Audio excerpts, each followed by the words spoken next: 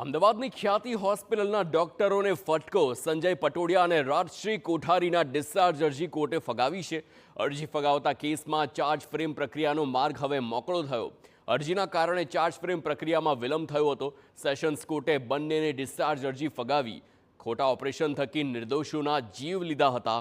ખ્યાતિ હોસ્પિટલનો એ સૌથી મોટું કૌભાંડ સામે આવ્યું અને ત્યારબાદ આખું ગુજરાત હચમચી ઉઠ્યું હતું. અને ત્યારબાદ જે પ્રકારે આખા ગુજરાતમાં તવાઈ બોલાવવામાં આવી હતી, જે પ્રકારે આયુષ્માન કાર્ડના નામે જે કૌભાંડ ચાલતા હતા તે તમામ સામે આવ્યું અને ત્યારબાદ એ તમામ ડૉક્ટરો સામે પણ એટલી જ કડક કાર્યવાહી કરવામાં આવી હતી. પરંતુ હવે જે પ્રકારે કોર્ટે અરજી ફગાવી છે ત્યારબાદ ચાર્જ ફ્રેમનો માર્ગ હવે સીધો જ મોકળો થઈ ગયો છે.